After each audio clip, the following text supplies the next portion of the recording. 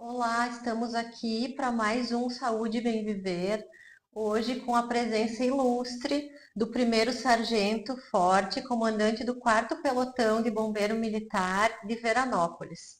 Olá, tudo bem, Sargento Forte? Tudo bem? Muito obrigado pelo É um convite. prazer recebê-lo aqui. É uma honra para nós estar aqui, poder divulgar, conversar um pouco sobre o nosso trabalho e de tudo que vem ocorrendo aí nos últimos meses.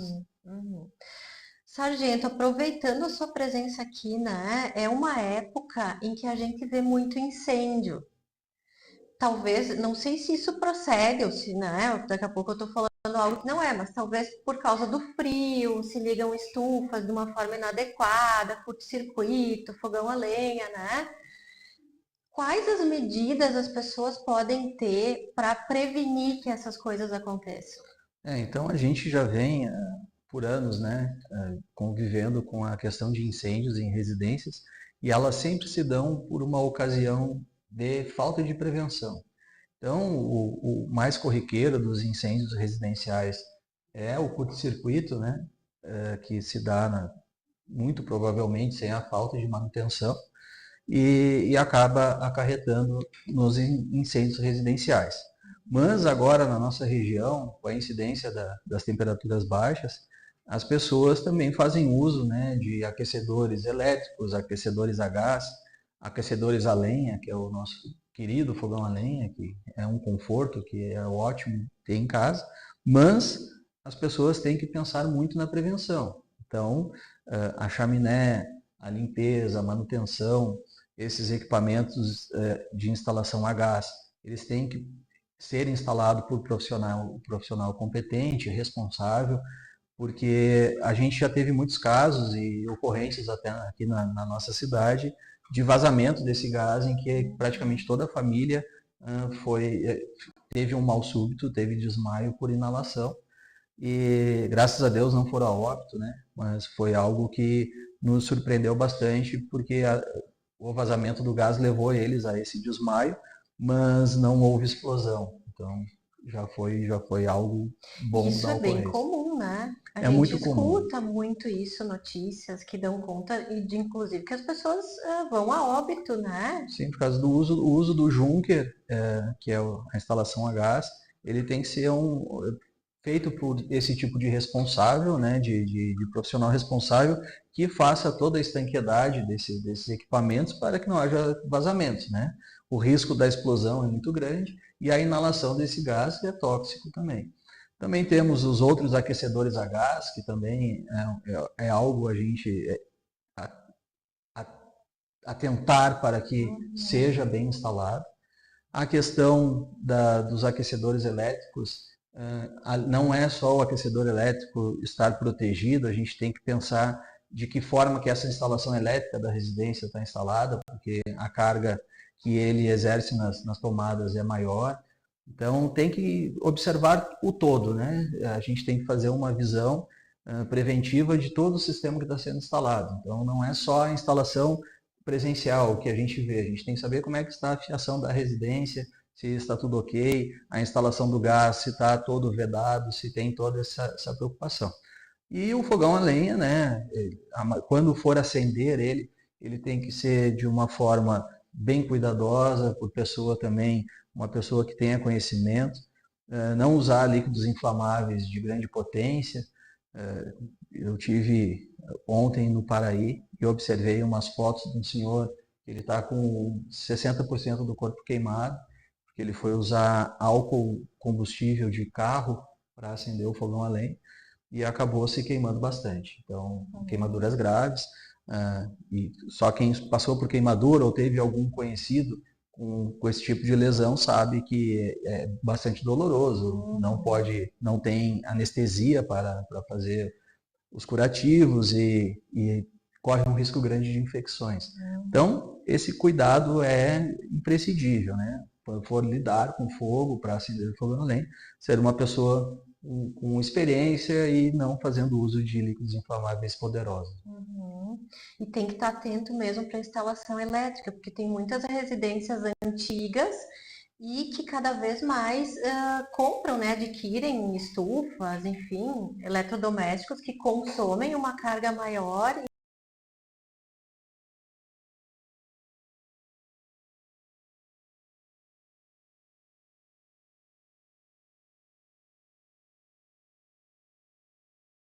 Extra de cuidados no lar, em que a gente fala bastante que as nossas residências elas são adquiridas de forma de forma paternal e vem de pai para filho as casas, e uma casa que foi construída há 50 anos atrás, a gente tinha poucos materiais elétricos dentro da casa, né? Era uma geladeira, uma televisão.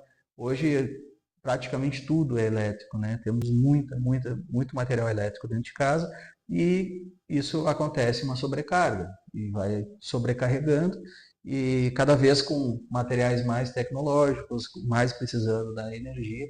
Então é sempre bom fazer uma manutenção, é indicado a cada 5 anos fazer uma revisão de ponta a ponta, né, desde lá do disjuntor até a tomada, fazer toda essa observação com um eletricista para verificar se está tudo ok, porque ele é um problema invisível, né? Ele fica lá em cima do forro. Essa casa antiga, o amadeiramento já está ressecado, muitas sobrepõem as tintas, então acaba ficando muito material inflamável junto com a carga elétrica. Se ela for sobrecarregada, o fio entra em aquecimento e aí com aquele aquecimento acaba acontecendo o fogo. Pensando em todas essas questões que nós não costumamos nos atentar, acho que dá para dizer que acontece até pouco incêndio, porque Verdade. né, tem muitas residências mais antigas e que as pessoas não se dão conta de olhar isso. Hoje em dia, cada um da casa tem o seu próprio computador, é muita coisa ligada na tomada, né? Normalmente quando a gente dá essas palestras, as pessoas, quando chegam em casa, eu acho que já chegam observando o que tem de errado, né? Porque realmente a gente tem a falta desse conhecimento faz às vezes com que a gente perca tudo que a gente tem, né? Sai só com a roupa do corpo. Quem já passou por incêndio sabe. Então é muito complicado. É bom fazer a prevenção, observar algumas situações, não evitar a chamada gambiarra, né? Aquele usar T sobre T, põe uma pilha de T e um monte de material ligado. Né? Isso não se faz. Se for comprar uma régua de tomadas que seja régua regulamentada, que tenha passado pelo Inmetro, isso é muito importante para proteger os nossos bens, né? As nossas casas e a nossa família. Sargento, aproveitando, né, mudando o assunto, vocês passaram agora, a corporação, por períodos difíceis nessa questão dos deslizamentos, das cheias, né? E aí a gente fica pensando agora, passado um tempo, como fica o lado emocional? Então, o que acontece?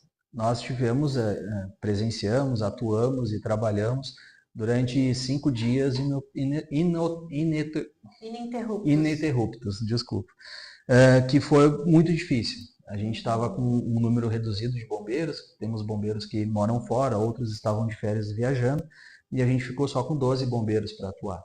Então foi muito complicado, foi muito difícil, mas conseguimos um sucesso grande na ocorrência principal, que é a Serra das Antas, né? As outras ocorrências houveram deslizamentos, mas a gente não tinha vítimas. E a gente conseguiu retirar 200 pessoas do perigo iminente que tinha na 470. Mais de 200 pessoas. Que foi na hora do temporal ali, Isso, né? no dia Antes 1º à de tarde. deslizar. Isso, depois teve outro deslizamento, foi na cabeceira da ponte, que daí a gente teve vítimas fatais, infelizmente, e a gente resguardou a chegada, demorou um pouco a chegada lá, por causa da situação climática, realmente não tinha como descer.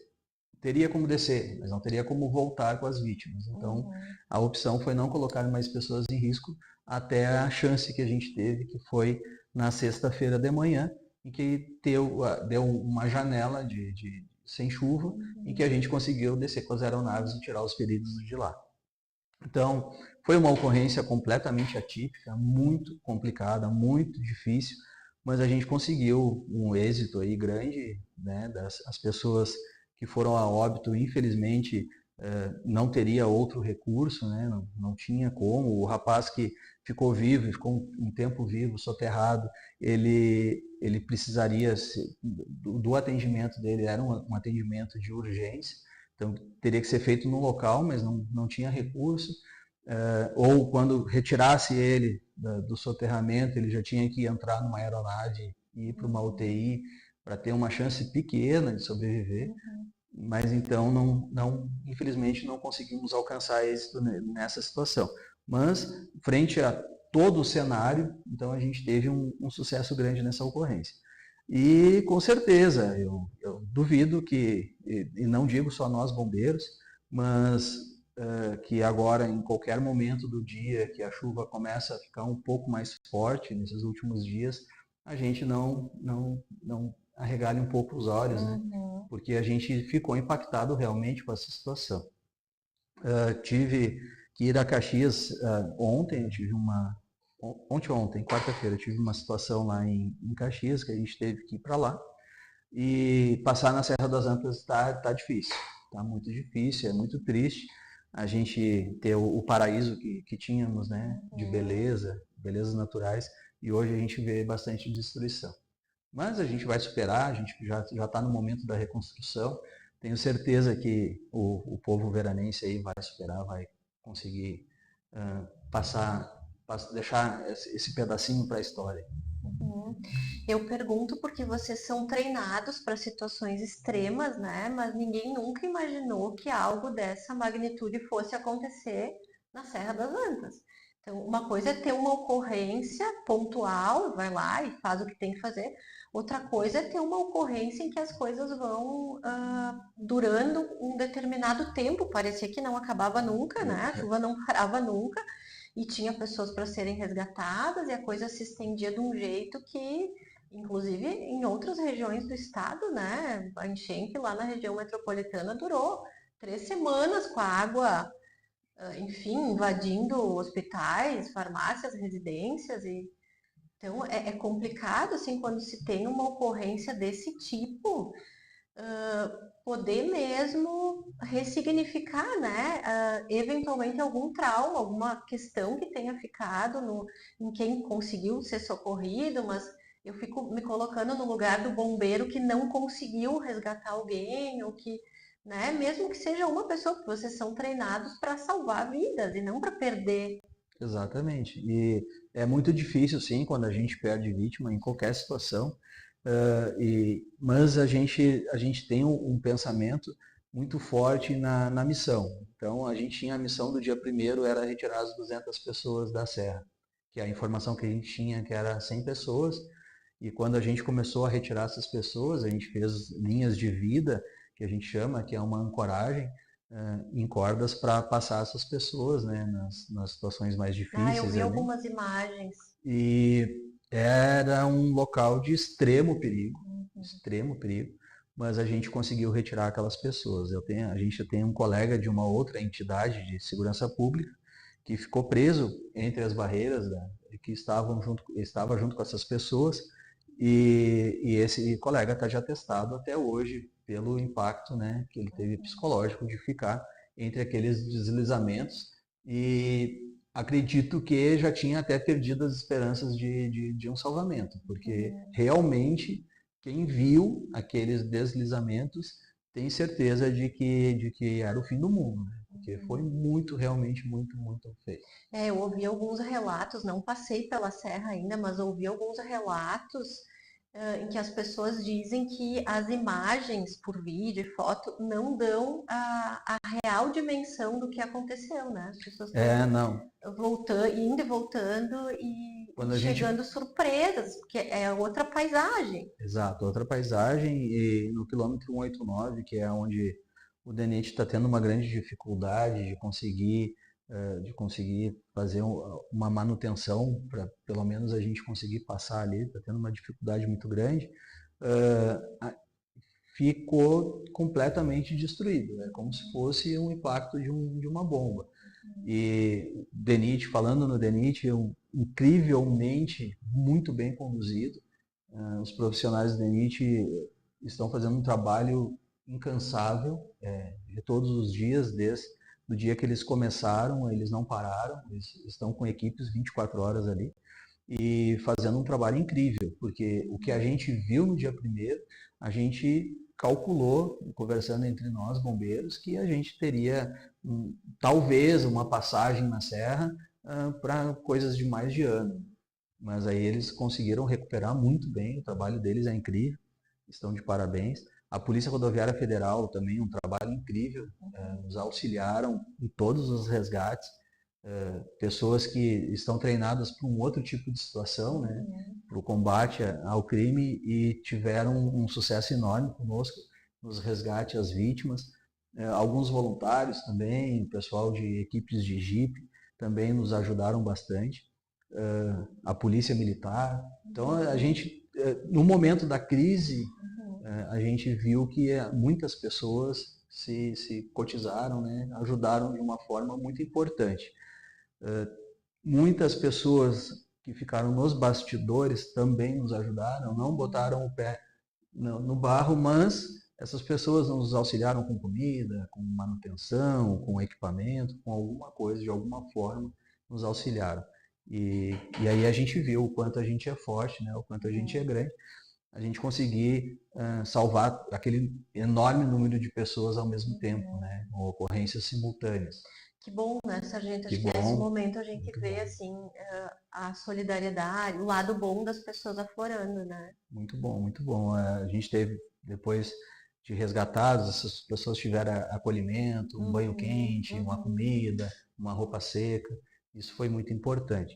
Os momentos de decisões em ocorrências me trouxe, né, essa experiência desse evento climático, que eu assumi o comando em dezembro, e logo em seguida a gente tem uma situação dessa, né, de grande magnitude.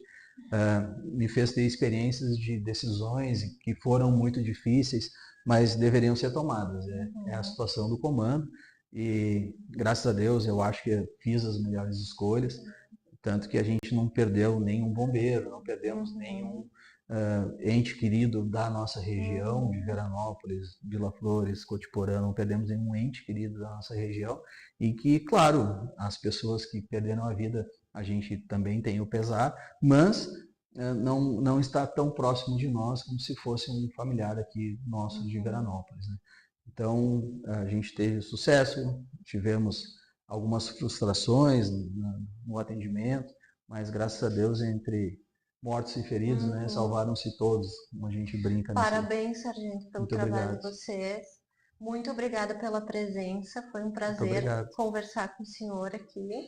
Estamos à disposição, o Quartel de Bombeiros de Veranópolis, 24 horas por dia, todos os dias estamos à disposição da nossa comunidade para Muito atender e para obrigada. ajudar. Então, esse foi mais um Saúde e Bem Viver, com o apoio da Josi Mesquita, que é fonoaudióloga e especialista em aparelhos auditivos. Ela atende aqui em Veranópolis, na Clínica Nossa Senhora de Lourdes. E, além disso, também dá atendimento em Nova Bassano, São Jorge, Ibiraiaras e Nova Prata. O contato para agendar atendimento com a Josi Mesquita é 54-997-140890. Então, uma boa semana a todos e até a próxima.